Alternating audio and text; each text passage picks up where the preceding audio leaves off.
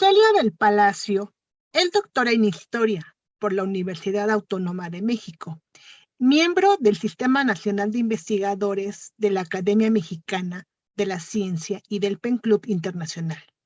En cuanto a su actividad como investigadora, ha abordado los siguientes temas: violencia contra periodistas, periodismo en México, siglos XIX y XX, y las relaciones entre la ficción y la historia.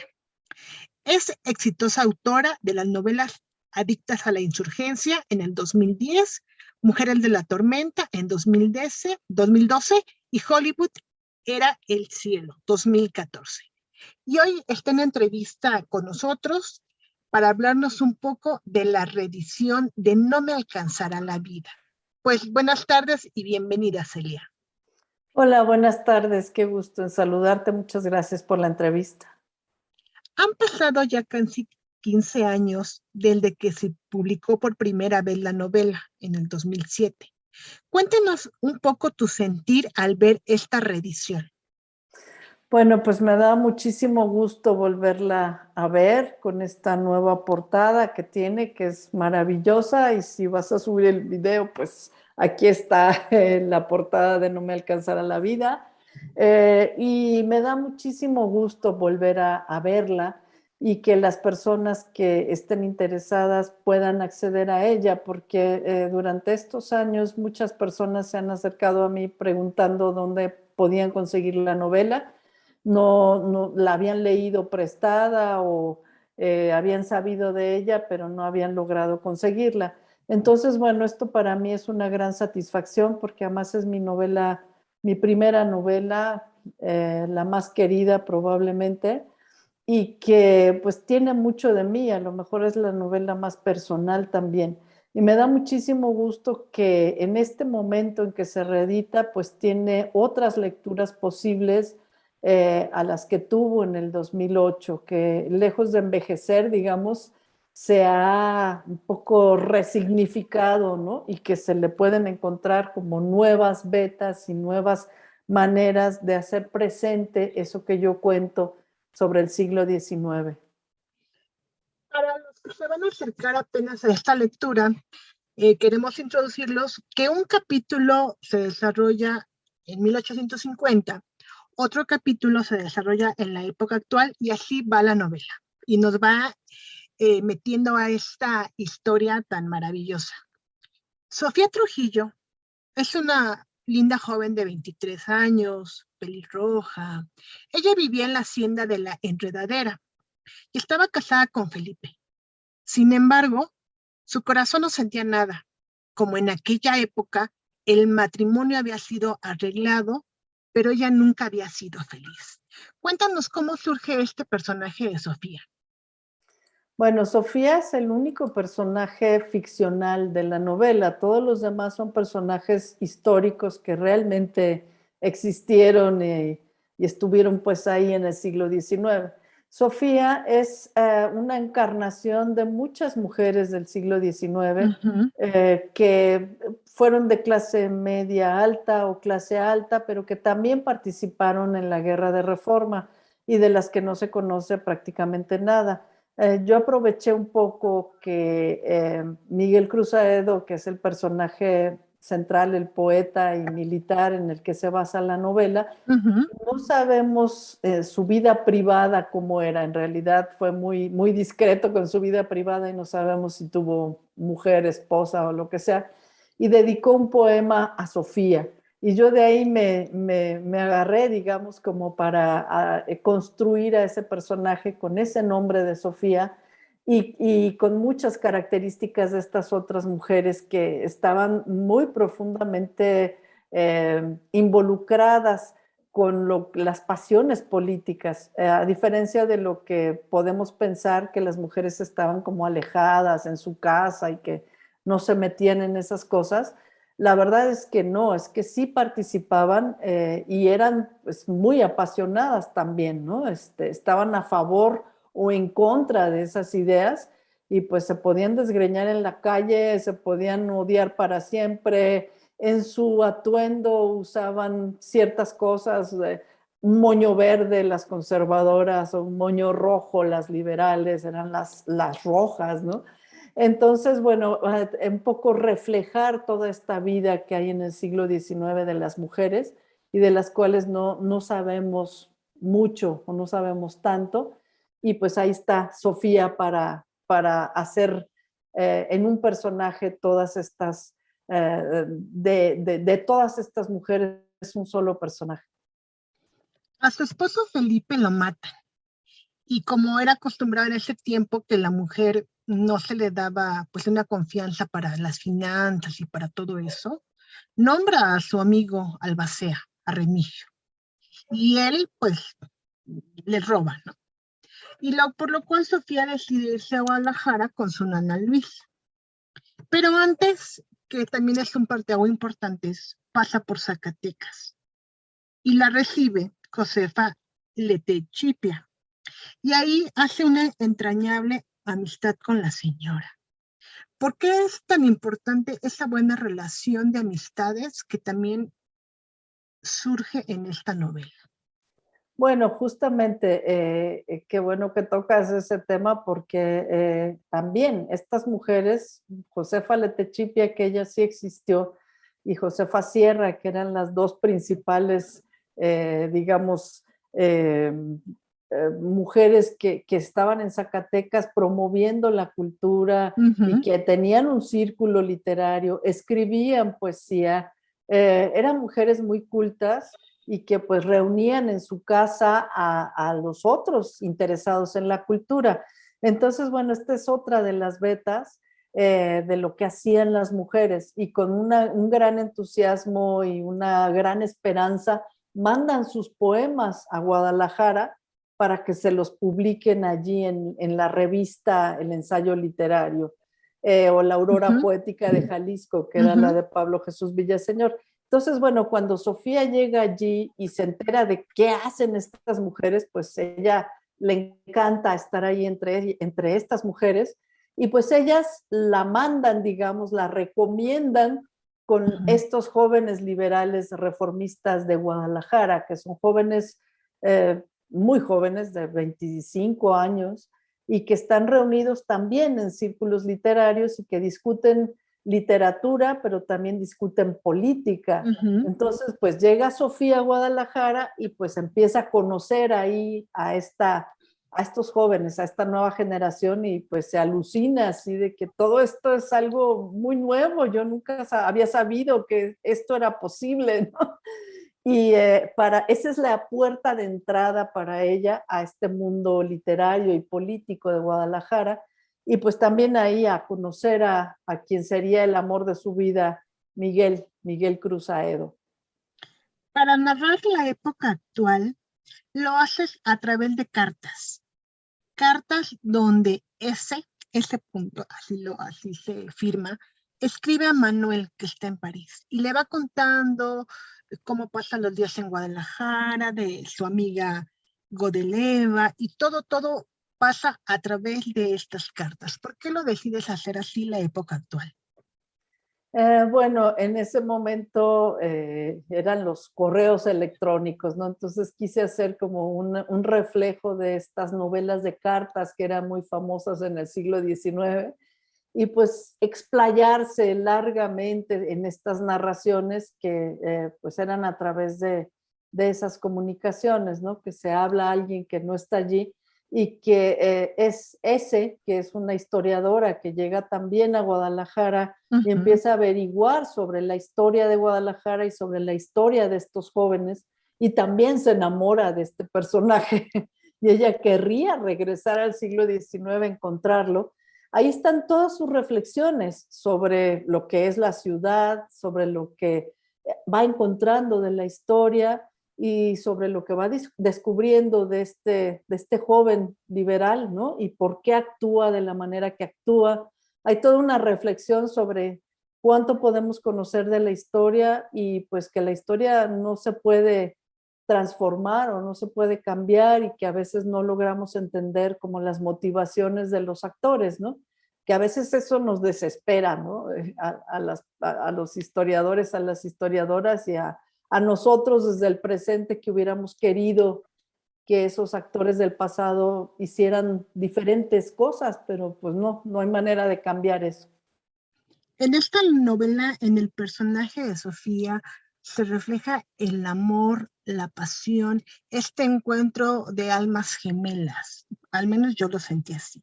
Ujú. Cuando Sofía lee los versos del poeta Miguel Cruz Aedo, lo escribes. Su corazón empezó a latir con mayor fuerza cuando llegó a ciertos versos que con una energía viril proclamaban, por una parte, la certeza de una vida más allá de la muerte. Este clic de inmediato al leer el poema y después al conocerlo. Cuéntanos un poco de esto. Bueno, pues Sofía está muy sola en Guadalajara, está necesitada también de afecto. Es una mujer que, como las mujeres de su época y también estos jóvenes de su época, son muy románticos, son jóvenes muy apasionados, ¿no? Entonces, ellos creen justamente en este amor que lo da todo, un amor que es capaz de llegar a la muerte por el ser amado o por la patria o por las ideas, pero que sí hay una vida más allá de la muerte. Este poema es verídico, vaya, Miguel Crucedo escribió ese poema y la verdad a mí me emociona todavía, por más que pueda sentirse un poco como exagerado a lo mejor y demás, pero vaya, sí da la certeza de que este amor puede sobrevivir a la muerte y que muchas veces es lo que necesitamos, ¿no? Así como, hay algo que sea duradero, algo que vaya más allá de unos días o de unos años, ¿no? Tener esta certeza de que el amor es como de verdad y va a llegar más allá.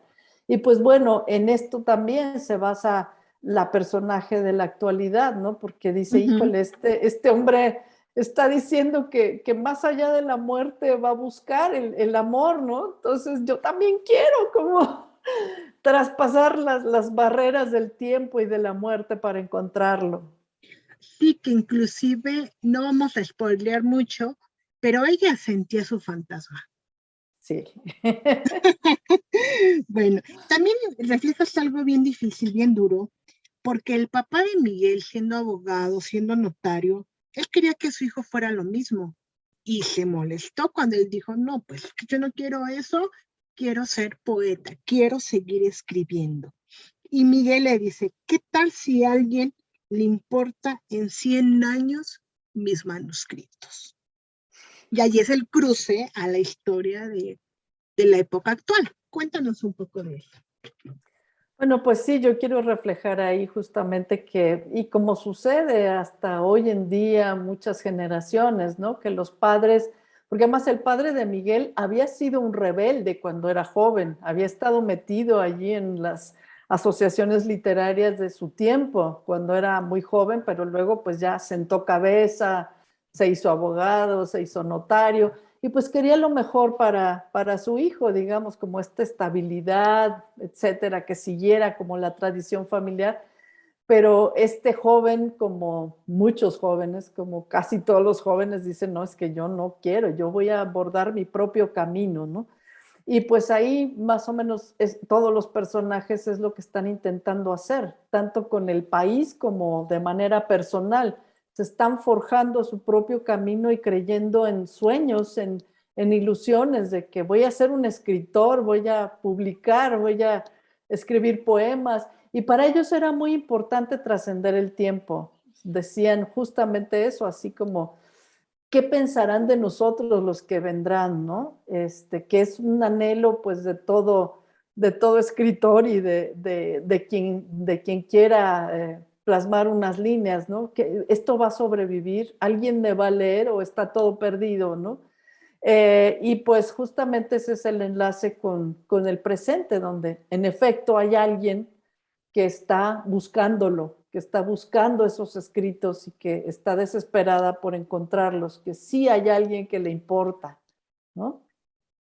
Y también me gusta mucho cómo describes y narras las famosas tertulias que se hacían en ese tiempo. como bien lo dijiste, se reunían aparte de leer a platicar sobre política entre este conflicto que había entre los liberales y los conservadores. Pues sí, en estos grupos que ya así era la sociabilidad, digamos, de la época, desde antes de la independencia, si recordamos, pues estas mujeres como doña Josefa y otras, en su casa reunían a la gente y hablaban de literatura, de música, tocaban algún instrumento y también hablaban de ideas políticas, muchas de ellas prohibidas, ¿no?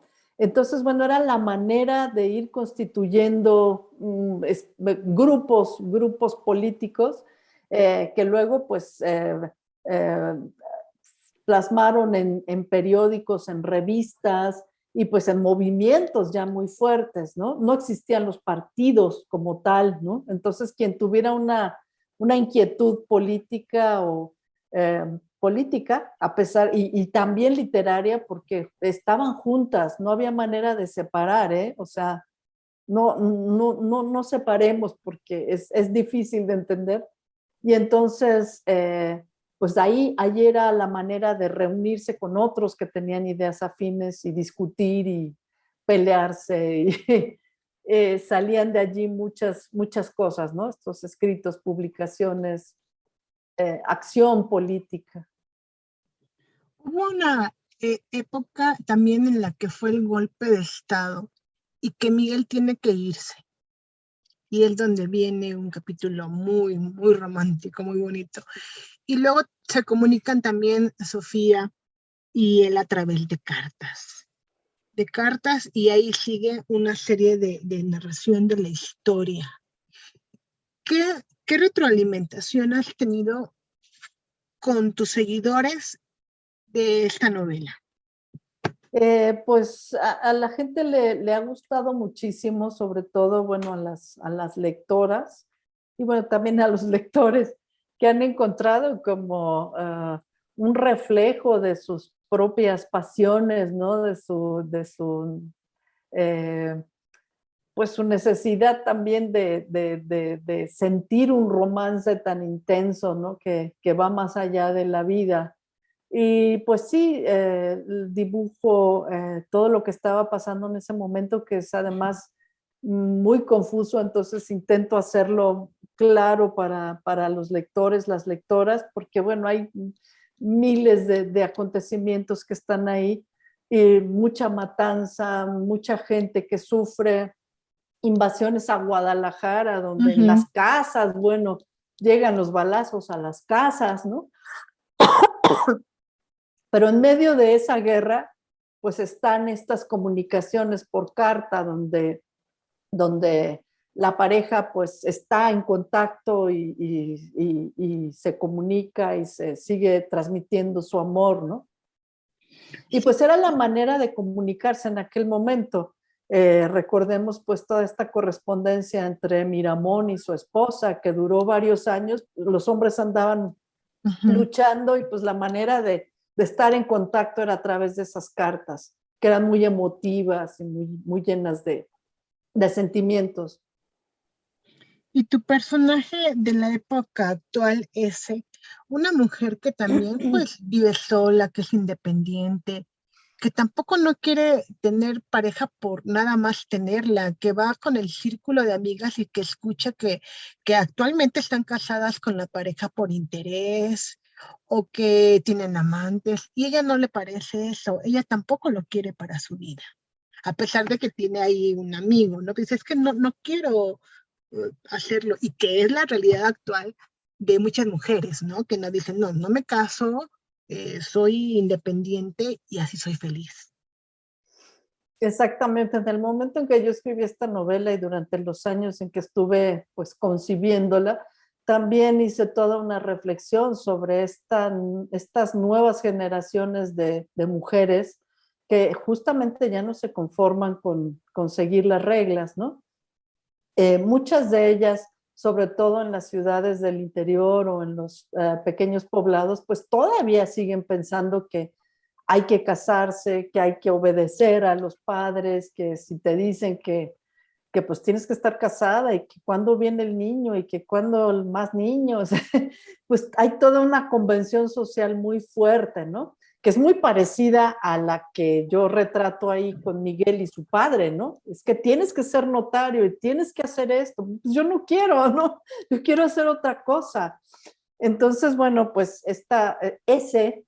dice, yo no, yo me escapo de esa regla, yo no quiero, Ujú. eh, yo quiero otra cosa para mi vida, ¿no? Eso no me parece. Pero siempre están enfrentando estas mujeres como esa tradición que viene acá atrás y que todavía no se atreven como mujeres de cierta edad o en ciertos lugares del país a dar ese salto, ¿no? Y a decir, yo no quiero eso.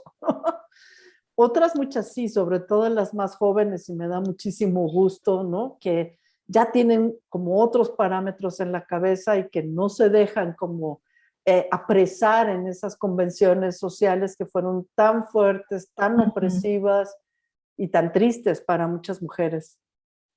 Sí, pues esta novela me encanta porque es muy descriptiva.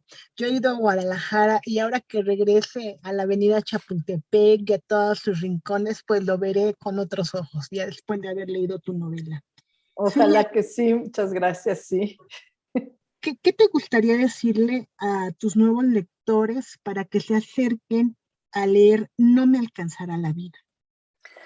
Bueno, pues me gustaría decirles que esta novela, si no la alcanzaron a leer cuando recién apareció, es una oportunidad de revisitar el siglo XIX, releer a estos liberales y conservadores de aquel tiempo y que ahora pues usamos estas palabras y estos conceptos de una manera muy ligera, sin ver lo que aquellos jóvenes querían decir o qué significaba para ellos y pues darse una oportunidad de conocer la historia y también de enamorarse de estos personajes que pusieron su vida, pusieron su sangre, pusieron toda su pasión en construir el México de hoy.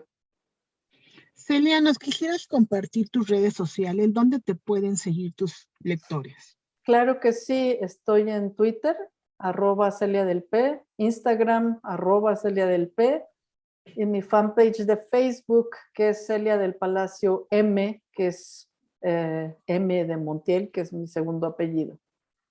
Celia, pues yo te agradezco muchísimo tu tiempo para esta entrevista. ¿Quisieras agregar algo más? Pues muchísimas gracias y solamente pues recordar que ahí está el libro en librerías y en digital y que ojalá que se puedan acercar a él. Me encantaría escuchar sus opiniones después.